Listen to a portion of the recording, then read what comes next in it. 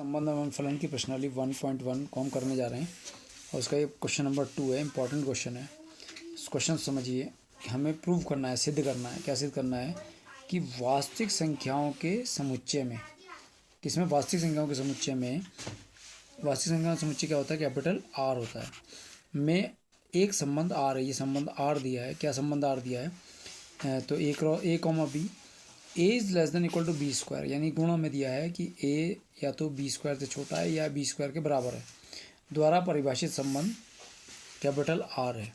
ना तो हमें सिद्ध करना है, what we have to prove, ना तो ये स्वतुल्य है और ना सम्मित है और ना ही संक्रामक है। यानी कि ये जो संबंध है a is less than equal to b square, ना तो ये स्वतुल्य है, ना सम्मित है, ना संक्रामक है। तो ये संबंध आर हमें आप जानते हैं किससे मिला होगा, वास्तविक संख्याओं के समुच्चय से। तो यानी कि ये हमें मिला है आर क्रॉस आर से। जब वास्तविक संख्याओं के समुच्चय ने इस वास्तविक संख्याओं के समुच्चय के साथ कार्य गुणन करा तो तब हमें ये संबंध आर मिला। तो आर जो है, संबंध आर जो है, ये उपसमुच्चय है इसका आर क्रॉस आर का। ये तो बात आपको पता है कि कोई भी संबंध जो होता है वो ए क्रॉस बी का उपसमुच्चय होता है, यानी कि आर क्रॉस आर का उपसमुच्चय होता है। तो सबसे पहले हमने हल जो है इसका सॉल्यूशन में देखिए, आर बराबर है वास्तविक संख्याओं का समुच्चय। तो आर में आप जानते हैं कि सारे धनात्मक पूर्णांक होते हैं, ठीक है, और सारे ऋणात्मक पूर्णांक भी होते हैं। समझ में आ गई बात। इसके बाद सारी धनात्मक भिन्नें भी होती हैं, यानी कि जिन्हें हम इरेशनल और रैशनल नंबर्स भी बोलते हैं, ठीक है, नेगेटिव हो गई हैं। और सारी धनात्मक भिन्न 3/4, ठीक है। तो हमारे पास सारे धनात्मक पूर्णांक होते हैं, सारे ऋणात्मक पूर्णांक होते हैं, और परिमेय संख्याएं होती हैं और अपरिमेय संख्याएं भी इसी वास्तविक संख्याओं के समुच्चय में होती हैं, ठीक है। अब संबंध आर हमें क्या दिया है, a comma b is less than equal to b square. तो ये हमारा इसका गुण है। तो संबंध आर जो कि समुच्चय निर्माण रूप में लिखा है, गुण विधि में लिखा है, तो इसमें जो गुण है वो क्या है, a is less than equal to b square. इसको समझिए पहले। तो ये क्या है, ये क्या है, इसको समझिए। इसका मतलब है कि या तो ए बी स्क्वायर से छोटा है, और का मतलब या ए बराबर बी स्क्वायर है, या तो ए बी स्क्वायर से छोटा है या ए बी स्क्वायर के बराबर है। तो ये बात, इसका मतलब ये हुआ, या तो बी स्क्वायर से छोटा है ए, या ए जो है वो बी स्क्वायर के बराबर है। तो हमें सिद्ध क्या करना है कि ना तो ये स्वतुल्य है और ना ही सम्मित है और ना ही संक्रामक है। तो देखिए नंबर 1, पहले हम स्वतुल्य के लिए चेक करते हैं, स्वतुल्य के लिए, ठीक है। तो हमें जो गुण दिया है वो दिया है a is less than equal to b square, यानी कि a is less than equal to, स्वतुल्य में क्या होगा, a is less than equal to a square, क्योंकि स्वयं से तुलना की जाती है। ए की तुलना किससे होगी, ए से ही होगी। तो बी की जगह कौन आ गया, ए आ गया।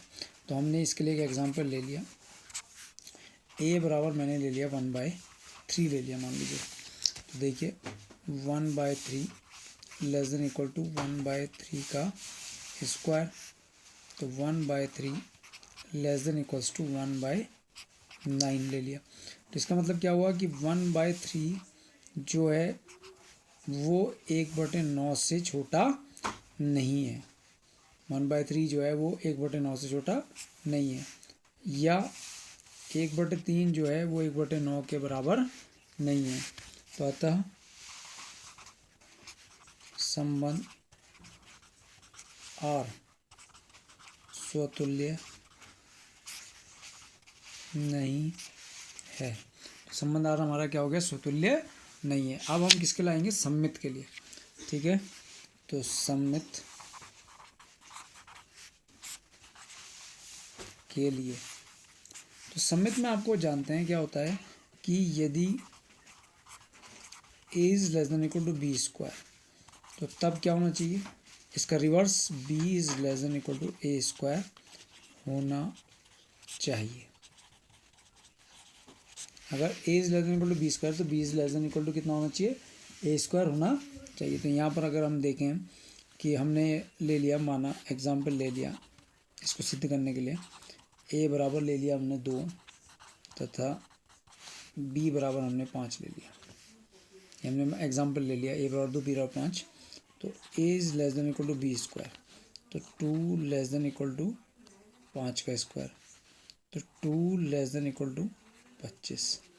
तो लेस देन इक्वल टू 25 आ गया। इसका मतलब क्या हुआ कि 2 किससे छोटा है, 25 से छोटा है। एक बात होनी चाहिए, या तो मैंने अभी बताया था या होता और, कि मैंने आपको कहाँ समझाया था कि या तो ए बी स्क्वायर से छोटा होना चाहिए या ए बी स्क्वायर के बराबर होना चाहिए। तो आपने क्या देखा कि 2 जो है वो 25 से क्या है, छोटा आ गया। ठीक है, अब इसमें इसका रिवर्स कर लेते हैं, उल्टा। उल्टा क्या होगा, b is less than equal to a square, तो b is less than equal to a square. तो बी हमारे पास कितना है, हमने कितना लिया 5 लेस देन इक्वल टू 2 का स्क्वायर, तो 5 लेस देन इक्वल टू 4। तो आप देख रहे हैं 5 जो है वो 4 से छोटा नहीं है। 5 is not less than equals to 4। तो इसका मतलब क्या हुआ कि ये संबंध संक्रामक नहीं है। तो क्या लिखेंगे, क्या लिखेंगे,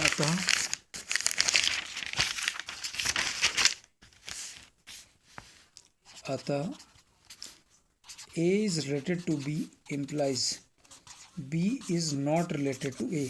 A तो B, A से B का तो संबंध है, A is less than equal to b square के लिए, लेकिन B का A से संबंध नहीं है।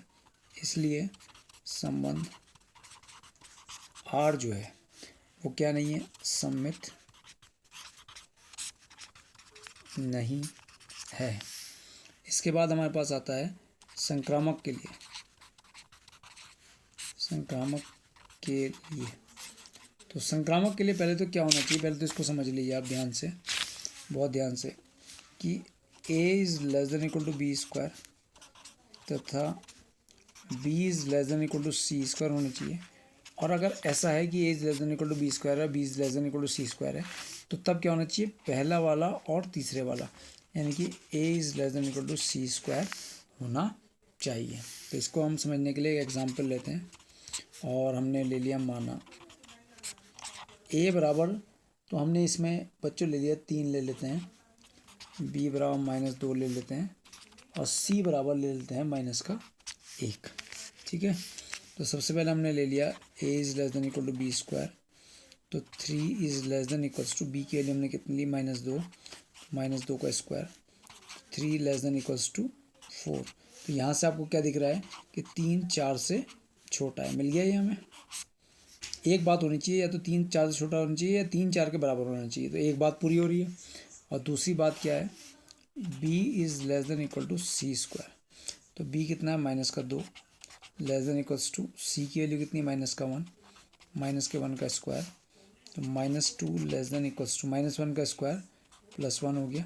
तो आप जानते हैं कि -2 जो है वो 1 से छोटा है। तो ये बात भी पूरी हो गई, a is less than equal to b square हो गया, और -2 लेस देन 1 यानी कि b is less than equal to c square हो गया। अब इससे होना क्या चाहिए था, a is less than equal to c square मिलना चाहिए था। तो a कितना है हमारे पास 3, और less than equal to c कितना है, -1 का स्क्वायर, तो 3 लेस देन इक्वल टू -1 का स्क्वायर कितना हो गया, +1। तो इसका मतलब क्या होगा, 3 +1 से छोटा नहीं है। 3 is not less than equal to +1, वो छोटा नहीं है। तो इसलिए हम क्या लिखेंगे, a is related to b और b is related to c implies, लेकिन a is not related to c, लेकिन a का c से कोई संबंध नहीं है। अतः संबंध R संक्रामक नहीं है। मेरे ख्याल से आपको ये संबंध जो मैंने एग्जाम्पल दिए इससे अच्छी तरीके से समझ में आ गया